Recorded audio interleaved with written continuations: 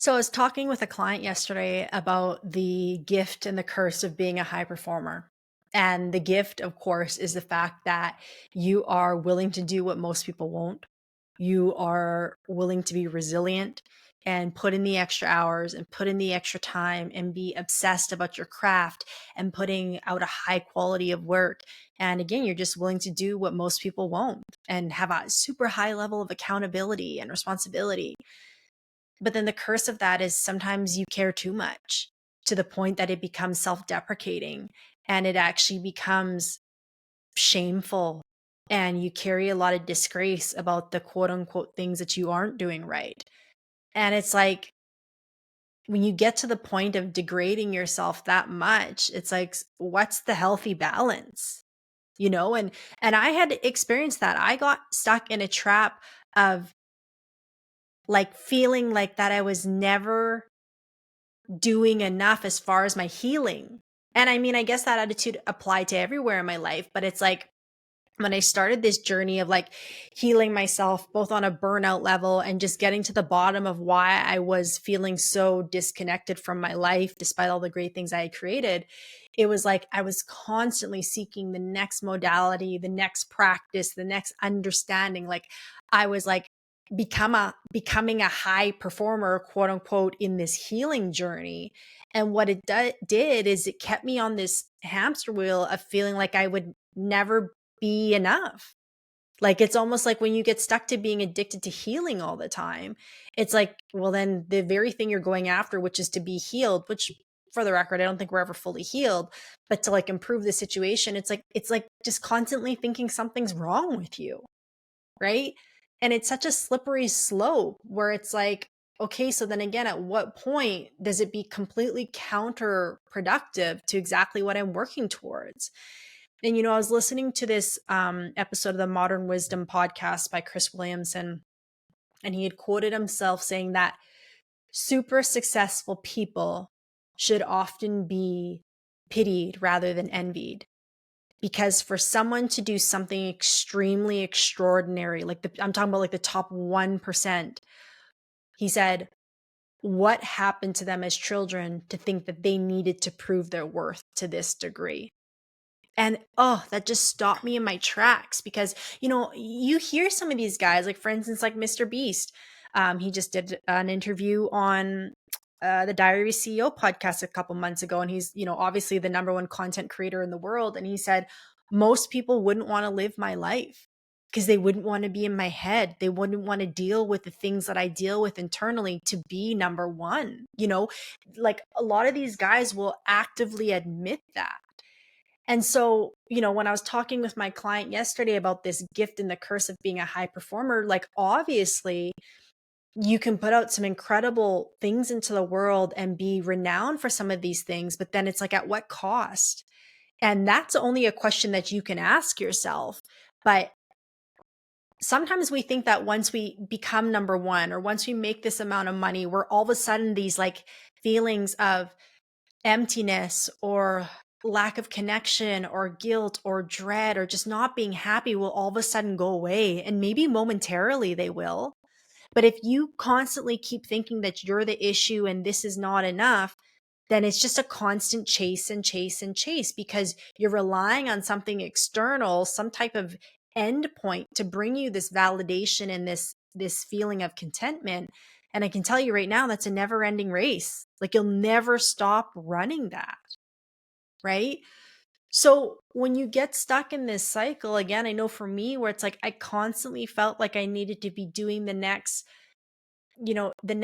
thing, the next fad, the next whatever to make myself feel better. It's like as you keep looking for the next thing to make you feel better, you're perpetuating the fact that something's wrong with you, right?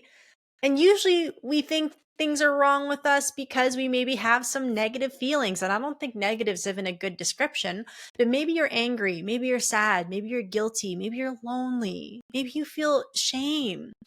These aren't negative emotions, they're just indicators of where we're at.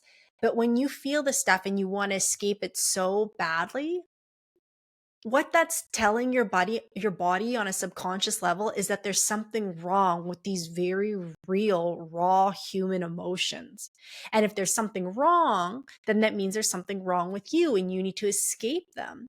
But what that's doing is when you feel like there's something wrong and something that you need to escape from, it perpetuates that exact same cycle, right? So, for instance, I'll use my client last night, and she had brought up the example of like, she's in the marketing world, and what makes her extraordinary at what she does is the details, the lighting, the positioning, like her work is brilliant and beautiful. And I look at her work and I'm like, damn, like I wish I could create stuff that looks that aesthetically beautiful. You know what I mean? Like she's just so good at what she does. And she had brought up this example of, someone who's assisting her in putting together a shoot, and just, there was some lighting and stuff that was off, and she was said like, hey, we need to fix this.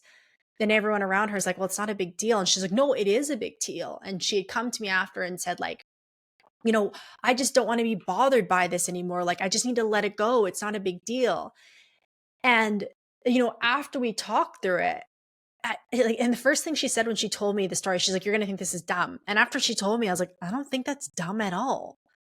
And she's like, no. She's like, you don't think I overreacted? I said, no. I said, because this is what makes you great at what you do. You care about the little things, right? Like, there's nothing wrong with your reaction. I said, I think what we have to look at a little bit deeper here is the fact that your discomfort with the situation and the fact that you didn't like how you felt when it happened, or you were judging and shaming yourself for the reaction that you had, that's what we need to look at, because you don't like the fact that they even got to you to that point.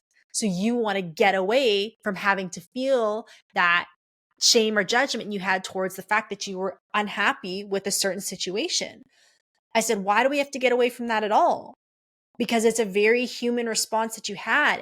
And when you shame yourself for having these real human responses, that perpetuates the fact that you think there's something wrong with you, when every human being was designed to have these reactions. We were designed to feel sadness. We were designed to feel anger. We were designed to feel frustration and all these things. And every time we deny ourselves of that, or every time we think I need to no longer respond this way, we're reinforcing the fact that we think there's something wrong with us. And I think that's the curse of being a high performer, is we think that there's always something wrong with us. It's one thing to think, hey, I can improve. It's another thing to shame yourself into thinking this is bad. And that's the nuance. That's the slight difference. You know what I mean? The compassionate response would be, hey, I did the best with what I could in the moment. Wasn't maybe my best moment, but hey, I can learn from it. The shame would be like, why did I respond that way? I'm going to look like such an idiot. They're going to think I can't control my emotions. They're going to think I'm too sensitive. Like, why did I do that? Both are accountable, but one carries this heavy, shameful, tone to it, which just further perpetuates the cycle that something's wrong with us. Where the other one is compassionate, it holds space, and it still holds yourself accountable to improving, or maybe having a different reaction in the future, right?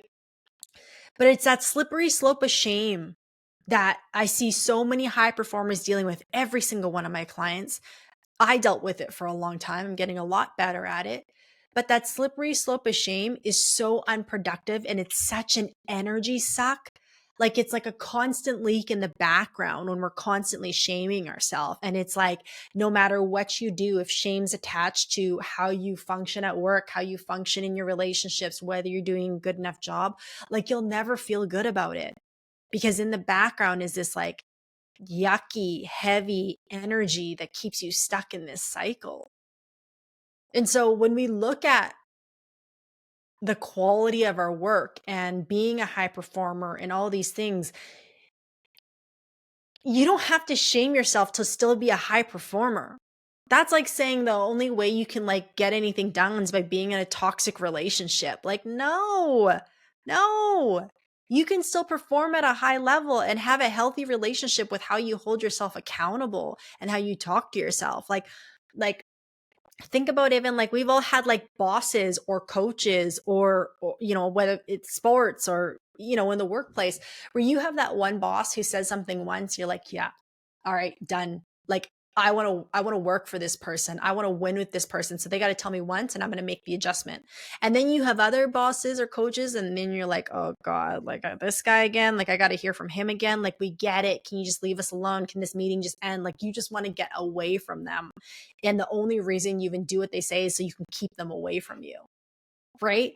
But then you have the boss who like tells you once like, yeah, I just want to like, yes, this is the team I love to be on. I love to win with these people. I like to figure things out because we're the team. There's trust, there's admiration, there's respect, because he's not shaming you into getting the job done, right? Or she's not shaming you into getting the job done, right?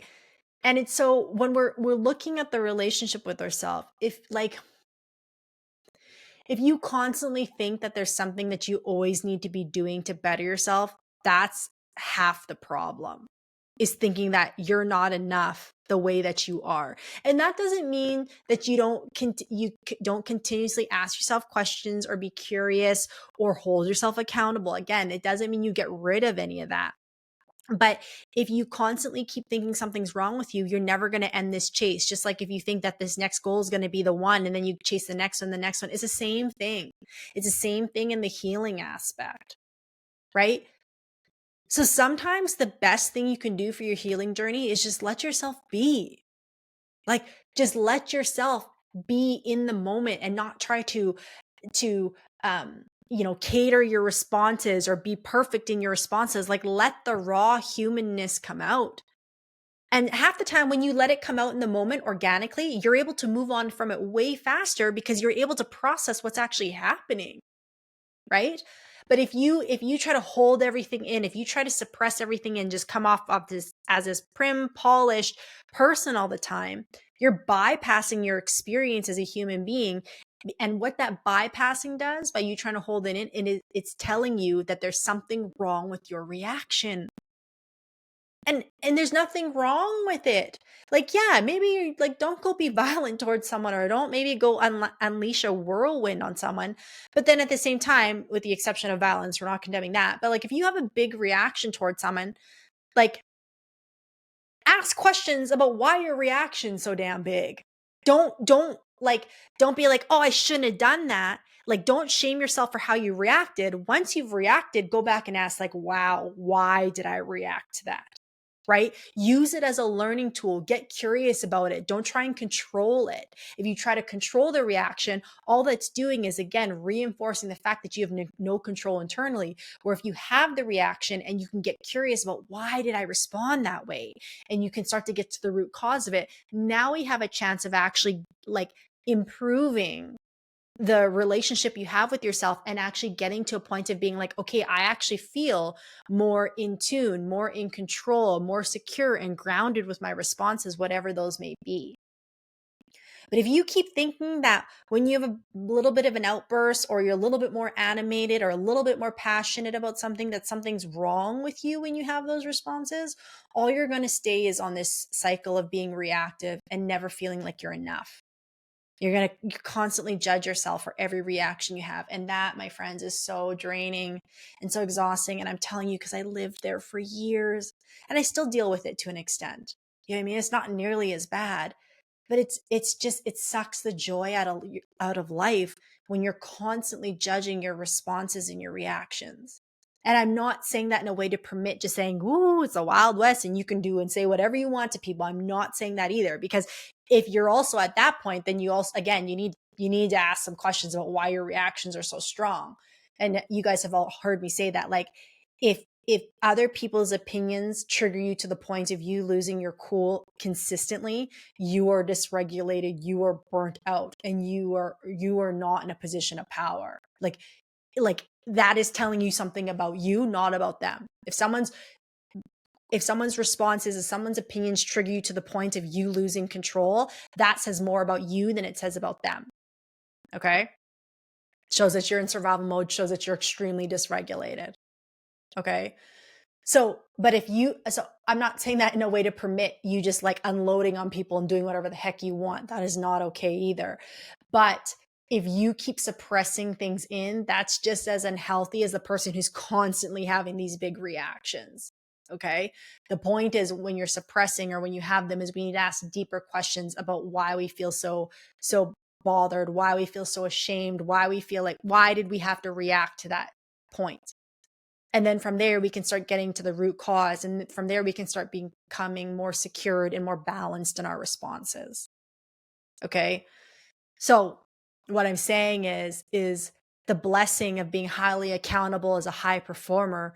Don't use that in a way that's counterproductive and shameful to you. Use your accountability as a tool to understand yourself better so that you can actually get to the root cause. So you don't feel like you need to always respond perfectly or that you're not safe to have some real raw human reactions. Because again, we are all designed to have these reactions in some way, shape, or form. And the more controlled we are within ourselves, the more autonomy and balance and groundedness we have within ourselves, the less those animated reactions have to come out.